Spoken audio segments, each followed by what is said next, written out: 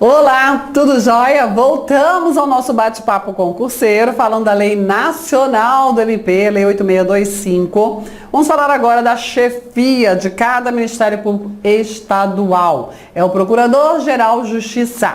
Ele exerce a chefia unipessoal do Ministério Público do Estado, preside o maior órgão do MP estadual, que é o Colégio de Procuradores, assim como do órgão especial eventualmente existente, né? O órgão especial, ele é uma réplica, né, reduzida do colégio, e também vai ser o presidente do Conselho Superior do Ministério Público Estadual também, ok? Que já é um órgão colegiado menor que o colégio. Olha, ele vai exercer aí um mandato, e quem é ele, né? Os integrantes da carreira vão formar uma lista tríplice por meio de voto, né, voto secreto. E aqui, ó, voto plurinominal de todos os integrantes da carreira, vão formar uma lista tríplice. Essa lista tríplice vai ser enviada ao governador, que é o chefe do Poder Executivo, que vai escolher um dos três, não é o mais votado não, o governador escolhe quem ele quiser, tá? Um dos três para nomear PGJ, e esse vai cumprir um mandato de 2 anos com uma recondução. 2 anos com uma recondução. Bom, o chefe do Poder Executivo receba a lista aí, nada faça, né? Inércia do chefe do Executivo faz o quê? Ele recebeu a lista e não nomeou ninguém. Aí, olha, o chefe do Poder Executivo, o governador, tem 15 dias para nomear. Se não fizer isso, vai ser investido automaticamente no cargo aquele que tiver sido mais votado, aquele que está no topo da lista tríplice, entendeu? Certo? Então, o governador tem 15 dias para nomear. E aí, o PGJ tem lá, com essa missão da competência de administrar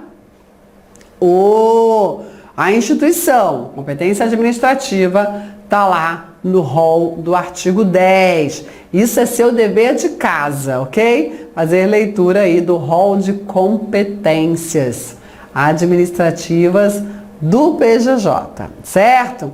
E aí sempre com essa cabeça, opa, lembrando que ele tem dupla função. Ele exerce a chefia máxima unipessoal e institucional, mas ele também é órgão de execução, certo? Ok? Bom, o PGJ poderá ter em seu gabinete, no exercício de cargos de confiança, procuradores e promotores da mais elevada entrância, ou seja, aqueles que estão no topo da carreira da primeira instância, os promotores estão no topo da próxima passo, vai ser promovido a procurador. Esses, junto com os procuradores, podem ser assessores do PGJ, ok? Tá bom? Bom, e o certo é ele ficar 2 anos e sair, né? Podendo ter uma recondução. Só que, ó, por algum motivo, ele pode ter que sair antes. A destituição é a sua retirada porque algo ruim aconteceu. Sair antes do final do biênio, ixi, deu zebra. Os procuradores gerais nos estados e no DF poderão ser destituídos por deliberação da maioria absoluta do Poder Legislativo. Né? Isso aqui é um comando constitucional. Então, quem nomeia é o governador, quem destitui é o legislativo, quem nomeia é o executivo, quem destitui é o legislativo, certo? A destituição do PGJ, por iniciativa do colégio, deverá ser precedida de autorização de 1/3 da Assembleia Legislativa. Vamos entender isso aqui, olha só. Quem destitui é a maioria absoluta do Legislativo. Mas quem começa o processo da destituição é o quê? É iniciativa do colégio. Então, o colégio que propõe, olha, vamos destituir o procurador, o PGJ, ele está aprontando. Aí, essa proposta do colégio é enviada para a Assembleia Legislativa. A Assembleia Legislativa recebe essa proposta do Colégio de Procuradores e faz o quê? Faz um juízo de admissibilidade. Vamos ver se esse pedido de destituição do PGJ está realmente dentro das formalidades, cumpriu os requisitos legais. Não está julgando o mérito, está só fazendo um juízo de admissibilidade. Aí vai precisar de autorização de 1/3 da Assembleia Legislativa.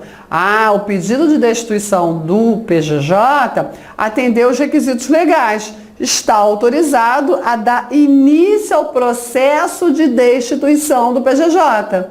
E no final desse processo de destituição do PGJ, essa destituição tem que ser decidida por maioria absoluta da Assembleia Legislativa. Entendeu?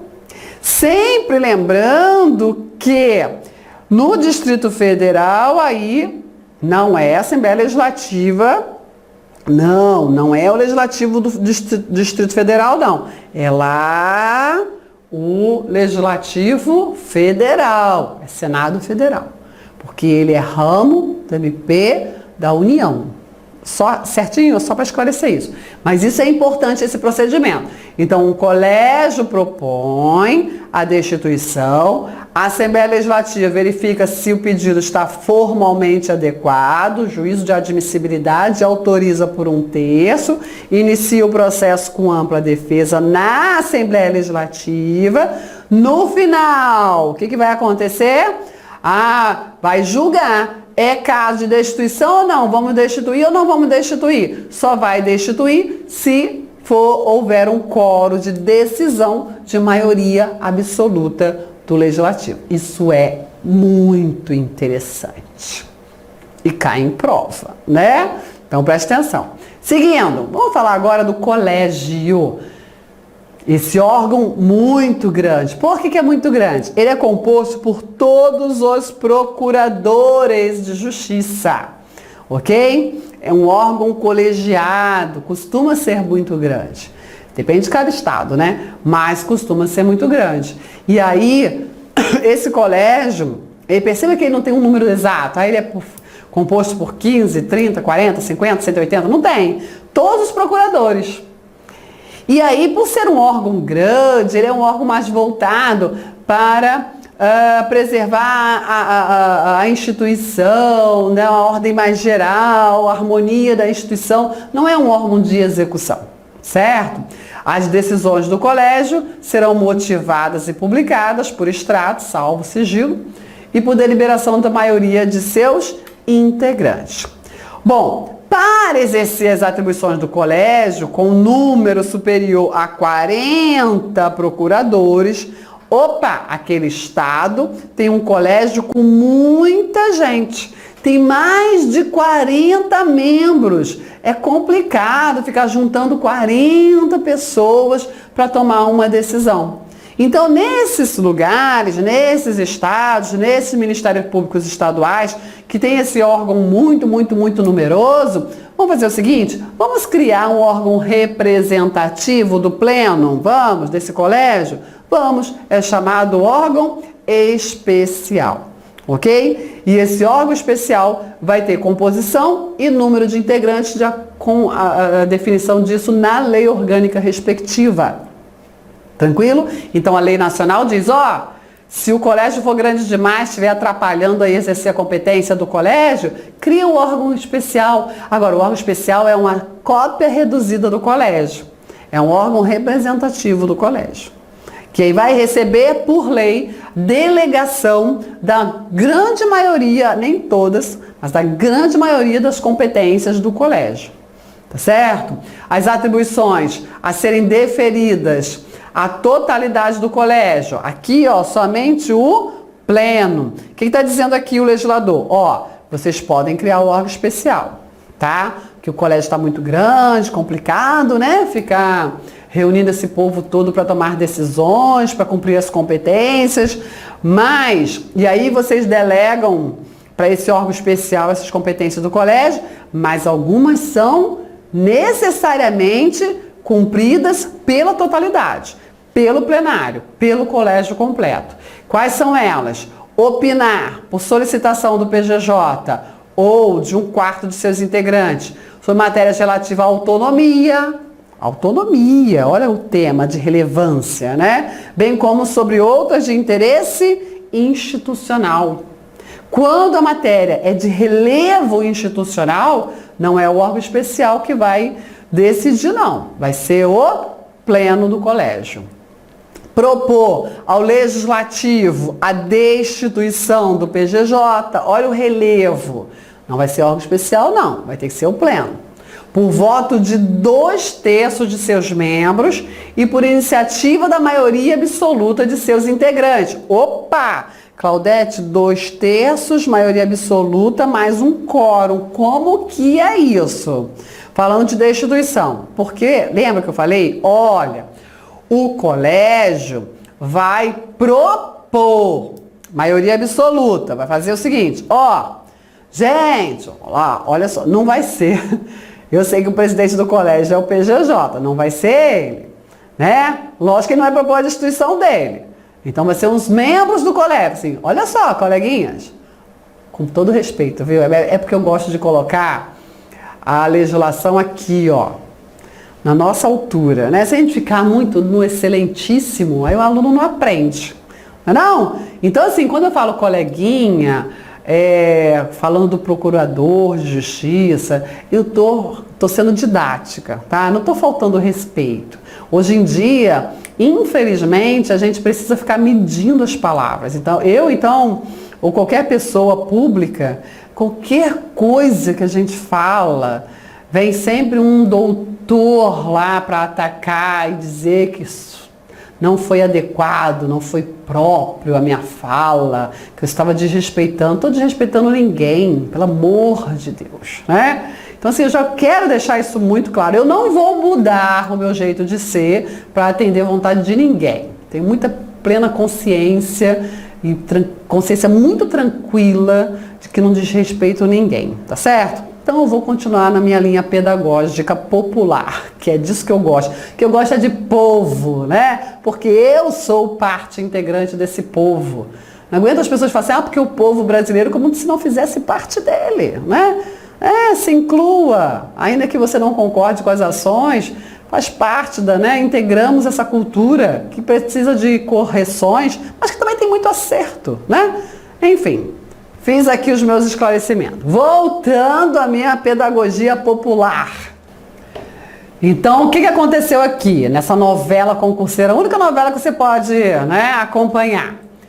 Os colegas do PGJ, lá no colégio, falam assim, olha, o nosso coleguinha que está, chefe, está vacilando, conduta em abuso de poder, tá aqui, abuso de poder, conduta incompatível ou grave omissão nos deveres do cargo. O nosso coleguinha que está chefe tá vacilando. Acho que a gente tem que propor a destituição dele. Vamos ou não vamos? Aí submete a votação, entendeu? Ali mesmo no colégio tem um procedimento, ok? Com ampla defesa para ver se propõe ao legislativo a destituição do PGJ. Ali mesmo no colégio tem que ter um procedimento com ampla defesa. Depois que chega na Assembleia Legislativa, de novo, o procedimento com ampla defesa. Então, no final, eu já até rascunhei aqui para facilitar. Para você entender. Como é que é o procedimento? Para destituir o PGJ antes do final do biênio. O primeiro passo, a maioria absoluta do colégio inicia, olha esses quórums, hein? Maioria absoluta, vamos ou não vamos? Votação, maioria absoluta decidiu, vamos sim, vamos iniciar o procedimento para ver se no final a gente decide propor ou não ao legislativo a destituição do PGJ. Aí tem um procedimento ali no colégio com ampla defesa e no final desse procedimento, julgamento para ver se propõe ao legislativo a destituição. E o quórum exigido é de 2/3. 2/3 do colégio decidiu propor ao legislativo a destituição do PGJ. Chegou lá no legislativo, tem o juízo de admissibilidade. 1/3 da Assembleia Legislativa autoriza. Ó, preencher os requisitos legais. Tá? Sim, vamos dar início ao processo de destituição do PGJ, ok? Com ampla defesa. Processo lá no Legislativo. No final desse processo, decisão pela destituição. Qual é o quórum exigido? Maioria absoluta da Assembleia Legislativa. Muito interessante isso, mas isso é mega interessante, né? Questão de prova espetacular que muita gente cai. E isso aí, pode o órgão especial fazer essa proposta? Não, por quê? Somente a totalidade do colégio. Não pode o órgão especial fazer essa proposta, não. Outro detalhe interessante. Também vai eleger o corregedor geral, só o pleno do colégio, destituir o corregedor geral pelo voto de 2/3 de seus membros, em caso de abuso de poder, conduta incompatível ou grave omissão nos deveres do cargo. E aqui é o próprio colégio que destitui. Perceba, olha aqui é propor ao legislativo a destituição do PGJ. No corregedor, é o próprio colégio que destitui o corregedor. Ok? Ele elege e ele destitui. Pelo voto de 2/3 de seus membros, por representação do PGJ ou maioria de seus integrantes. Sempre com ampla defesa, porque destituição é pejorativo, é acusação grave, ó. Abuso de poder, conduta incompatível ou grave omissão dos deveres, certo? Então, essas competências são muito exploradas em prova. Tem que saber, mas tem que saber muito, ok? Certo? Bom, e o Conselho Superior? O Conselho Superior é um órgão colegiado do Ministério Público que já tem uma composição definida. Olha lá, a lei orgânica de cada Ministério Público estadual disporá sobre a composição, a inelegibilidade e prazo de sua cessação, posse e duração de mandato dos integrantes do Conselho Superior. Então, o que disse o legislador nacional? Cada estado organiza o seu Conselho Superior. Só observe essas regras aqui, ó. O Conselho Superior terá como membros natos apenas o PGJ e o corregedor. Só. Esses são os membros natos. Apenas esses, entendam. E o resto é membro eleito. São elegíveis para o Conselho Superior do MP somente procuradores de justiça que não estejam afastados da carreira. Tem que estar trabalhando, ok? Não pode estar afastado da carreira. O eleitor poderá votar em cada um dos elegíveis até o número de cargos postos em eleição. Então, cada Ministério Público Estadual vai definir a composição do seu Conselho Superior, sabendo que tem 2 membros natos já, que é o PGJ e o corregedor. E o resto são membros eleitos nestas condições. Joinha?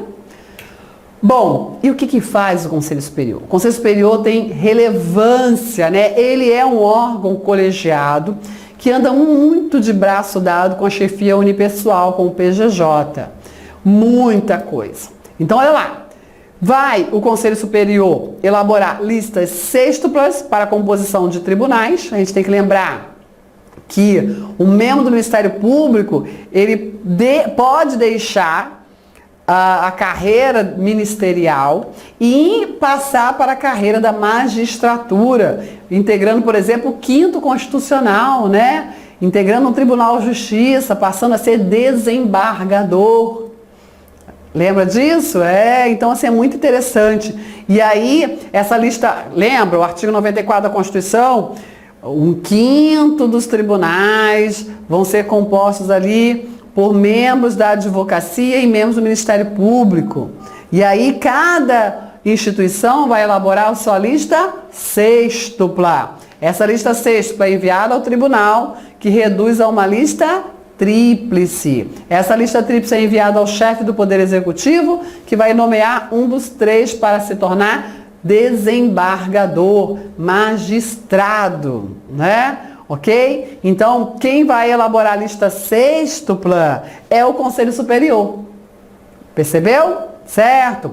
Indicar ao PGJ em lista tríplice os candidatos à remoção ou promoção por merecimento.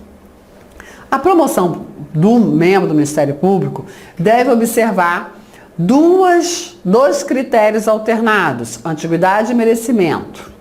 E toda promoção por merecimento observa a lista tríplice.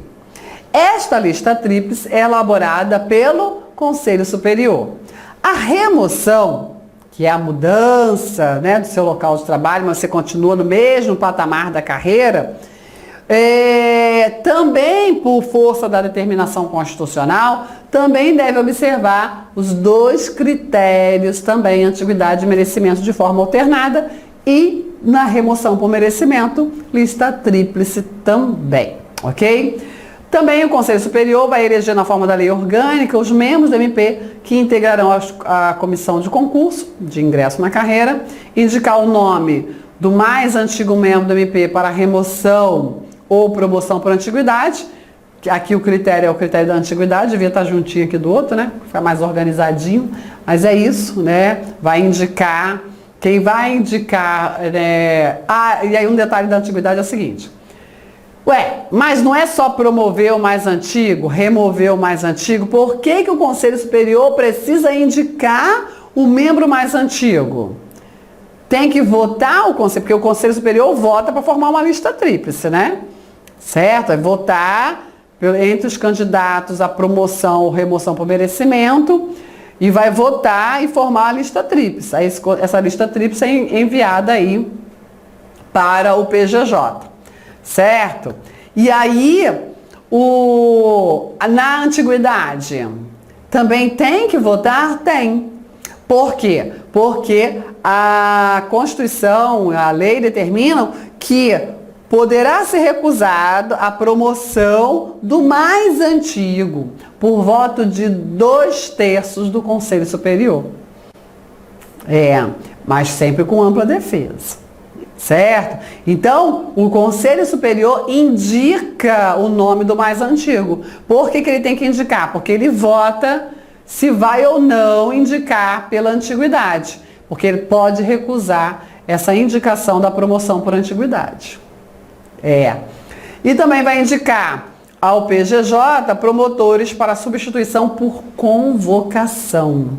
Que é isso? Olha, promotores de justiça são aqueles que atuam junto à estrutura de primeira instância, ok? Junto aos órgãos de primeira instância. E também, lógico, extrajudicial. E quando a gente pensa na atuação junto aos tribunais de justiça, aí já é uma atuação de membros do MP no topo da carreira, que são os procuradores de justiça. Os promotores de justiça atuam lá nas varas cíveis, criminais, famílias e nas atuações extrajudiciais. E aqueles que vão atuar junto à segunda instância são os procuradores de justiça. Lógico, eles são órgãos públicos, mas eles também são agentes públicos. Ficam doentes, né? Tem licença, tem férias, etc. E nessas horas precisam ser substituídos. Como é que faz? A regra, o plano A, é que um da mesma carreira, da mesma classe, substitua o outro. Promotor substitui outro promotor, procurador de justiça substitui outro procurador de justiça. Só que tem hora que não dá. Principalmente os procuradores de justiça. Não dá, eles são em número menor. Aí, o PGJ já fez todas as substituições e ele precisa de mais gente para substituir procuradores de justiça e ele não tem. O que ele faz? Ele recorre ao Instituto da Convocação, que é chamar uma pessoa, um membro que está num patamar abaixo, numa classe inferior da carreira, para trabalhar numa classe superior da carreira por um tempo. Ele não foi promovido. Cuidado com isso. Então essa convocação, ele vai trabalhar, vai receber, vai lá para aquele lugar onde, né, atuam aqueles que estão no topo da carreira, mas ele não foi promovido. É uma convocação para substituição, ok? E aí, ó, quando terminar o seu tempo de convocação, ele volta para sua atuação originária. Entendeu? É isso. Então ele vai indicar os promotores que vão atuar por substituição através do Instituto da Convocação. Bom, também vai aprovar os pedidos de remoção por permuta, aquela troca, né, entre os membros do MP, decidir sobre o vitaliciamento dos membros do MP, aqueles 2 anos para conquistar a vitaliciedade, que é uma garantia constitucional poderosa que protege o vínculo funcional. Também vai determinar por voto de 2/3 de seus integrantes a disponibilidade e a remoção dos membros do MP por interesse público, sempre assegurada ampla defesa. Lembrando que nas aulas do MP na Constituição Federal, nós explicamos, conversamos sobre esses institutos e também pela aposentadoria, pelo interesse público, que são, no primeiro momento, institutos com natureza jurídica de direito, mas que podem se revestir de caráter de sanção, penalidade, quando afastam aí a inamovibilidade, ok? Então, é penalidade sim, é por interesse público e tem que ter ampla defesa. Então, são 2 órgãos colegiados competentes para afastar a inamovibilidade do membro do MP. É o Conselho Nacional do MP e o Conselho Superior do Ministério Público. Agora, nós temos um problema aqui. É isso aqui, ó.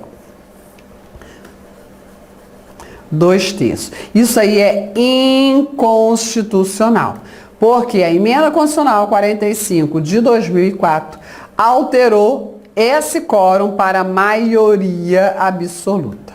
E é o que prevalece. Claudete, então vou riscar aqui. Riscar nada, porque você não é membro do Poder Legislativo e nem eu, né? Então a gente escreve, a gente anota. Entendeu? Que não é mais 2/3 não, é maioria absoluta. Prevalece o comando constitucional. Lembra que essa lei é de 1993 e não fizeram as atualizações, né? Ok?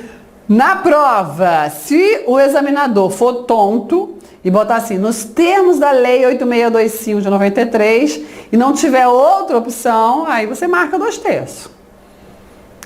E se botar assim nos termos da lei 8625, ele está falando assim, ó, não quero saber se a Constituição mandou outra coisa. Eu quero saber nos termos da lei 8625. Isso aqui, graças a Deus, esse examinador, ele está virando peça rara, sabe?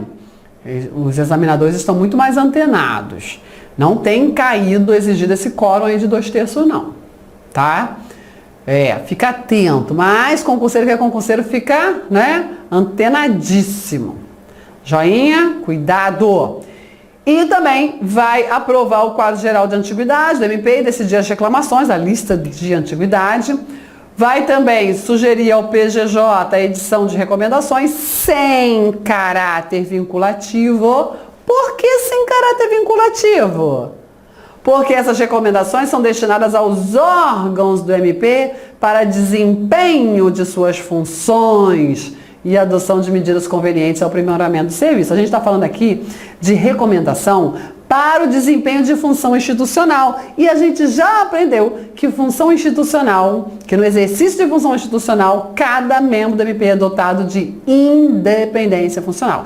Então, cada membro do MP vai observar essas recomendações se quiser, se entender adequadas.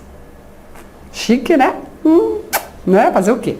E também vai autorizar o afastamento do membro do MP para frequentar curso, seminário, etc. Né? Lembrando aí, cabe ao Conselho Superior do MP rever aí o arquivamento do inquérito civil na função. Aí tem outras, né?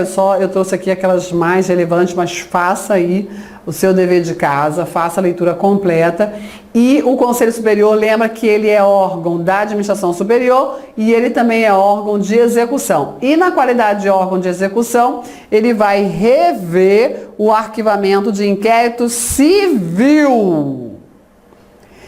Na qualidade de órgão de execução, o Conselho Superior vai rever o arquivamento de inquérito civil, que é procedimento instrutório para ação civil pública, e o inquérito civil é de competência exclusiva do Ministério Público. Ação civil pública não. Ação civil pública é legitimidade concorrente.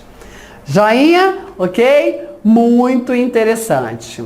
E para a gente finalizar esse tema, a remoção e promoção voluntária por antiguidade e merecimento, bem como convocação, depende de manifestação escrita do interessado.